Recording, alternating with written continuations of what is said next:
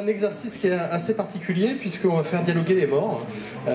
Avec moi, les mortes, pardon. On va faire dialoguer les mortes. Ouais, mais j'ai perdu mon suspense du coup. Alors, avec Elisabeth von Harburg qui est avec nous. Et il faut absolument que vous lisiez notamment le cycle de Tiranaël et la série Reine de mémoire. Mais on ne va pas en parler. Et puis David Meulemans qui est directeur des éditions de Forge de Vulcain. Et qui a notamment fait traduire un livre d'essai d'Ursula Le Guin, qui s'apprête à en faire d'autres. Et on ne va pas en parler non plus. Voilà. Car aujourd'hui, pour vous, messieurs, dames, acteur studio, hein, véritablement, voilà. Quelle est ma motivation?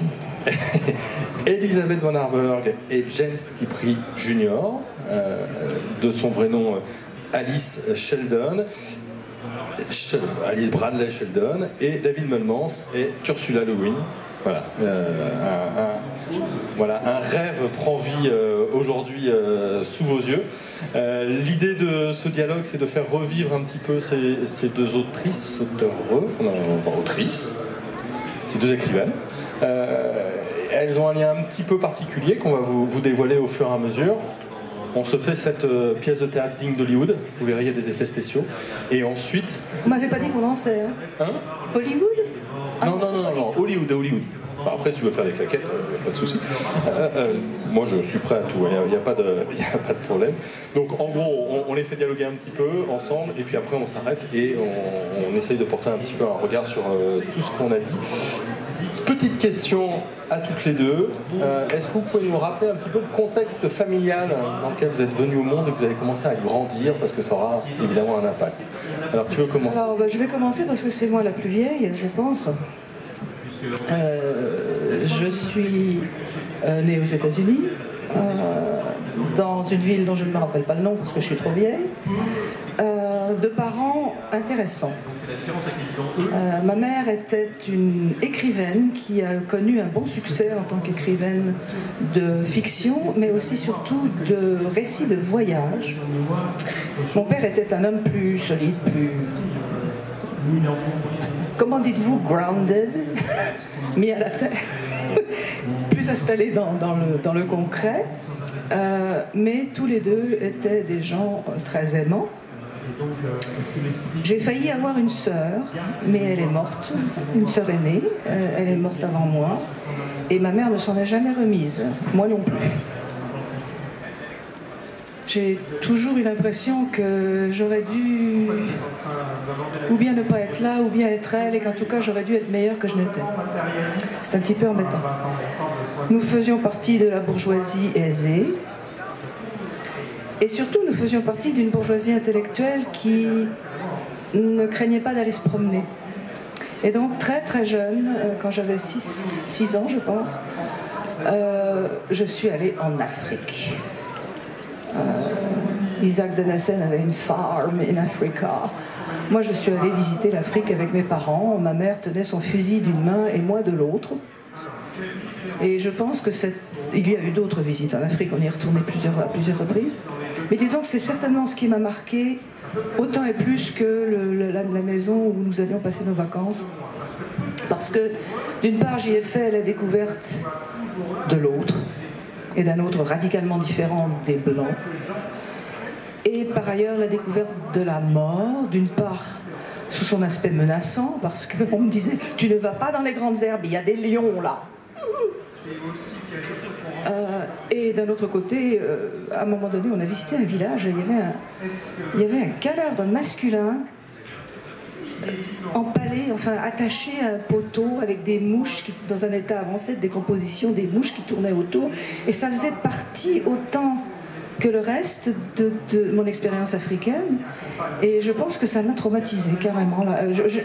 J'ai jamais trop aimé ni Freud, ni Jung, ni la psychanalyse, parce que j'étais en général plus intelligente que mes psychanalystes, mais ça m'a certainement marqué.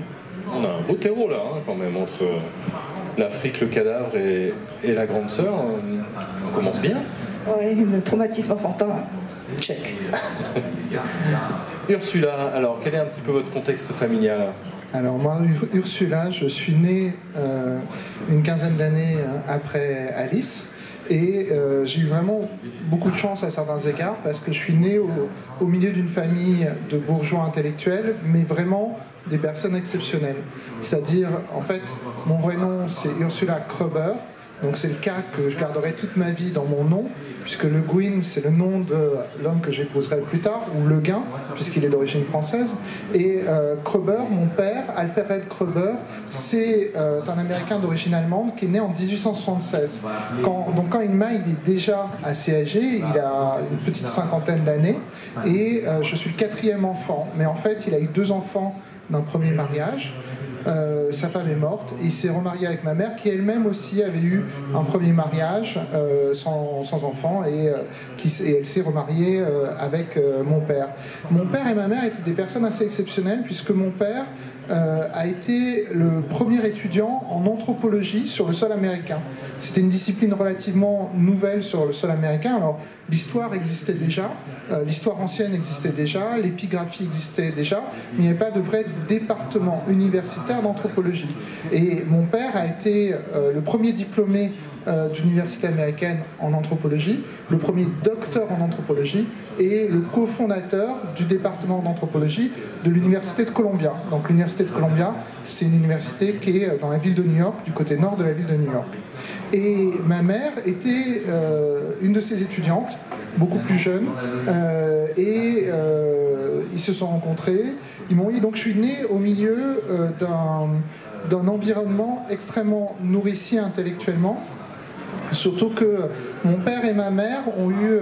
alors, on vit quand même dans une époque où la condition des femmes n'est pas encore aussi avancée qu'elle peut l'être aujourd'hui, même si elle a encore, moi en tant que féministe entre guillemets, mais j'en reparlerai plus tard, je pense qu'il y aura toujours à faire pour la condition des femmes, mais à cette époque-là, c'est effectivement la carrière de mon père qui avance le plus, c'est aussi parce qu'il est plus âgé, mais en fait les deux partagent des engagements intellectuels et sociaux très très forts, notamment autour de la condition des Native Americans ou des peuples premiers américains, notamment des quelques peuples premiers américains qui vont disparaître dans les années 1910 aux années 1940, et notamment les habitants du nord de la Californie et de l'État d'Oregon.